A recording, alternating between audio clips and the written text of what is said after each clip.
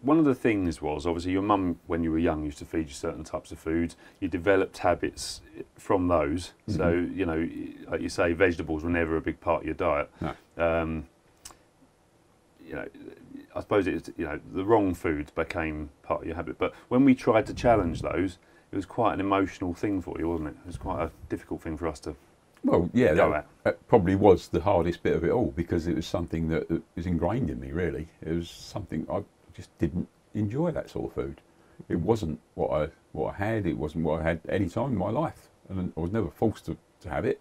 Not that you forced me, of course, but it was you know, something I'd have when I had to, and that's all there was to it. And that's the thing that has actually totally changed with me. Why has that changed? How has that changed? I don't know. I suppose I can see that it doesn't have to be overcooked vegetable. Because you cook it in vegetable, yeah. You cook it in butter, or you cook it in that's olive right. oil. And it actually it's got taste and flavour, and an individual taste that you enjoy now. But greens were greens, and you know, always tasted the same. Don't matter what type of greens they were just greens. It's like they were white. You roast your kale now, don't you? Why are they And things white? like that. Well, yeah, because all the green had been boiled out, but it goes completely white. The water's green. I had a lot of green water, but the greens themselves were white. Yeah.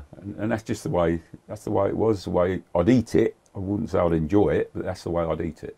Why were you eating it then if it had all the goodness washed out? Because you had to have it as part of your three on your plate. It was part of what you had. You had your vegetables, you had your potatoes, and you had your meat. And what was the other bits in your 5 a day? What other bits? Did you eat fruit? No, very little fruit. Really? Yeah, very, very little. We never really had a lot of fruit in the house when I was a youngster, and I don't think, you know. Why is that? I don't know. It was just something. You have the odd apple and things like that, but nothing. It wasn't a major part of your. It's 5 a day. I mean, what is? That's the other thing. What is 5 a day? If you say you're having 5 apples a day, is that your 5 a day? Because it's not, is it? Surely it's got to be a mixture of vegetables and fruit. You've got to be a mixture of the two, isn't it? But they're just saying you've got to have your 5 a day. The 5 a day thing is completely ridiculous anyway, because you know, you can have smoothie as one of these 5. It doesn't work. It doesn't work for a type 2 diabetic, especially if you're going to start going towards don't work fruit, because you can get all the same stuff from vegetables just without the sugar. It don't work. We eat more of the 5 a day than anywhere else in Europe. Yeah, we're the fattest. Yeah. So it's certainly not working for weight gain anyway, or weight loss. Weight loss, no. But who knows?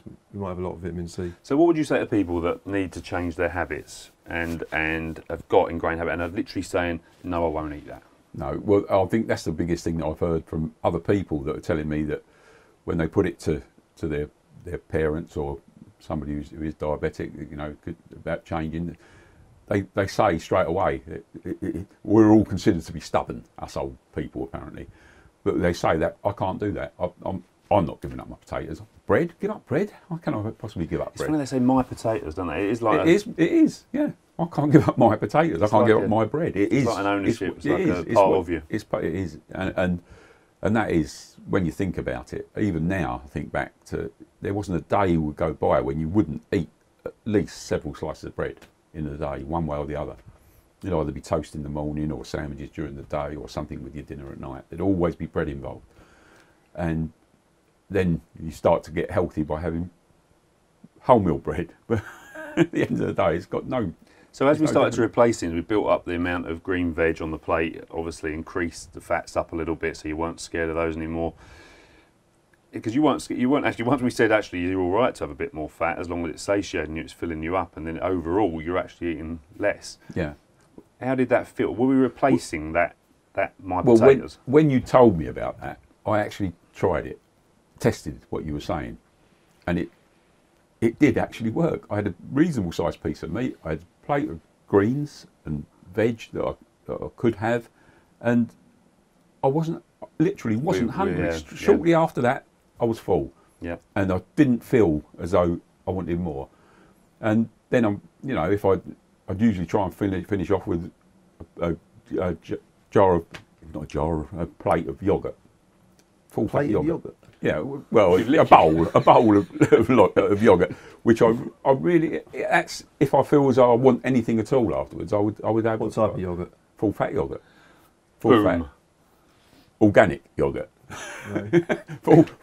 From a grass-fed cow? From a grass-fed cow. Greek style stuff, isn't it? Greek, yeah. No, Greek's good. Yeah. Then why is that relevant? Well, it's got a higher fat to sugar ratio, Yeah. so the sugar is lower in it. Whereas the You can look at the back. You see that. You see I the know. sugars Yeah, on I've looked at. the I look at all of them now. Just for you, it's that sort of That's extreme. At Rachel's is what I use. Rachel's. That's Greek Rachel's, yogurt. that sounds. No, it's really good stuff. Is it? Yeah. Okay, so how much of these habits confusing. do you think are obviously psychological around people's food? When they say my potatoes, my chips, my rice, my things that I cannot give up. But obviously for you, it got to a point where you were so scared of losing the foot that you were probably prepared to say how much of it is, for people that aren't actually at that stage, what would you say to them? Well, I only wished I'd had that light bulb moment a lot earlier on. It did literally take. Like 25. Yeah, it did literally take me seeing a guy without a foot, having his foot cut off, when I was having all this trouble with my foot having collapsed. It actually took that for me to suddenly think, whoa, this is serious. This is really going to happen here. And that is a point. That is a point you reach when you know you've got to do something. You know that you guys were trying for me, you were doing what you could, but I had to be on board. I had to be on board. Also, that was it for me. It was curtains. Yep. And in those 10 years. If I could have done that 10 years earlier, if I could have had that. Did you not Google any? Oh, you didn't have Google, did you? No, and it didn't mean anything. It didn't mean a thing to me. Diabetes is a big thing that everybody. That's why his generation still are, because most of them don't Google anything. Well, you still don't. You don't know where Google is, do you? I do you have know. to ask. How else do you think I knew that France is Ask 2,000 miles? Wasn't it? That was Yeah, Ask. you went on Ask. Ask. Google would have given you the right answer.